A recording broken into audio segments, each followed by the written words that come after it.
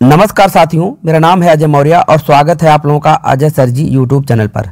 साथियों, 69,000 में चयनित नवनियुक्त प्राइमरी शिक्षकों के द्वारा यह पूछा जा रहा था कि सर कितने समय के बाद हमको लोन मिल सकता है। दोस्तों, और क्या क्या चीज़ें उसमें मांगी जाती है लोन के लिए और कितना लोन हम लोगों को मिल सकता है, ऐसा पूछा जा रहा था। तो दोस्तों, आज का वीडियो मेरा इसी टॉपिक पर है, लेकिन आप लोगों को मैं स्पष्ट कर देना चाहता हूं कि यह वीडियो सिर्फ जानकारी के पर्पज से बनाया गया है। मैं किसी को लोन लेने या न लेने, मतलब दोनों तरीके का, मैं किसी को कोई सुझाव नहीं देता हूं।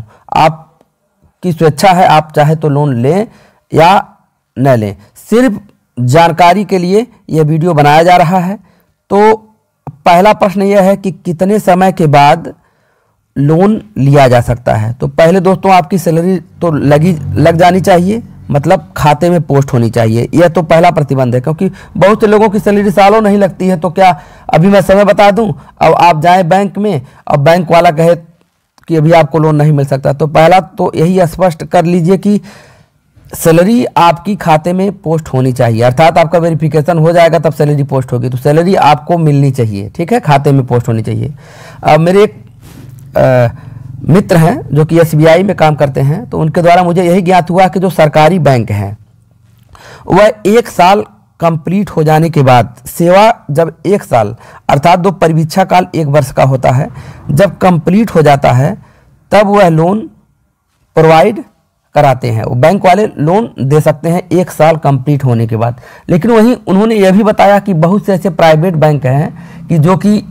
सैलरी लगने के बाद 3-4 महीने, 5 महीने, 6 महीने के बाद भी लोन दे सकते हैं। बहुत से ऐसे प्राइवेट बैंक हैं कि जो कि साल का इंतजार नहीं करते हैं। अगर सैलरी खाते में पोस्ट हुई, 2-3 सैलरी अगर खाते में पोस्ट हो गई तो वह लोन प्रोवाइड कर देते हैं। लेकिन गवर्नमेंट वाला बैंक अगर है, सरकारी बैंक है, तो वह 1 साल की सेवा के बाद ही लोन देता है। अब दोस्तों, लोन में कौन कौन से दस्तावेज लगते हैं। तो लोन में दोस्तों सैलरी स्लिप लगती है। तो BRC से सैलरी स्लिप बनती है। वो आप जाएंगे, वहाँ जो अकाउंटेंट होंगे उनसे आप कहेंगे कि मुझे सैलरी स्लिप चाहिए, तो वह एक फॉर्मेट होता है, उस पर वो आपका सैलरी स्लिप पूरा बेसिक पे कितना है, HRA कितना है और DA कितना है और सब कुछ बाकायदे लिख करके वो सैलरी स्लिप आपको प्रोवाइड करा देंगे। 3 महीने की सैलरी स्लिप मांगी जाती है बैंक के द्वारा।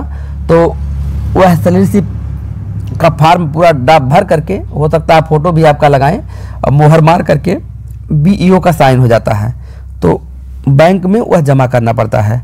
तो बहुत से बैंक तो उसी पे एक्सेप्ट कर लेते हैं।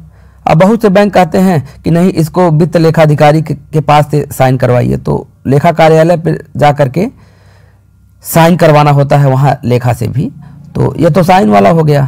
और अगर पुराने शिक्षक हैं तो उसमें वो लोग जो फॉर्म 16 जो ITR जो उनका कटता है, यह आयकर कटता है, तो फॉर्म 16 मिलता है विभाग के द्वारा। तो फॉर्म 16 की भी कॉपी मांगते हैं।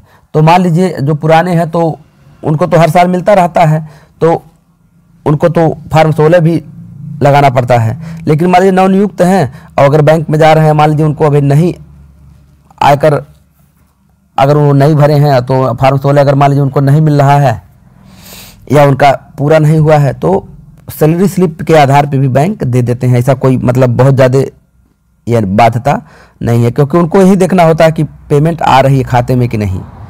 तो खाते का वो चेक कर लेते हैं। मतलब अब दोस्तों बात करते हैं कि कितना लोन मिल सकता है।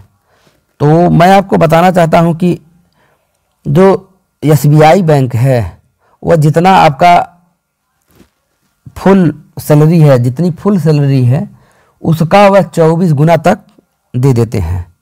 यह पर्सनल लोन की मैं बात कर रहा हूँ, होम लोन की बात नहीं कर रहा हूँ। यहाँ जो भी लोन की बात हो रही है यह सिर्फ पर्सनल लोन की बात हो रही है। तो चलिए स्क्रीन पर मैं दिखाता हूँ कि आप लोगों की सैलरी कितनी है पर मंथ की, पूरी सैलरी, और उसका 24 गुना करने पे कितना आपको लोन मिल जाएगा।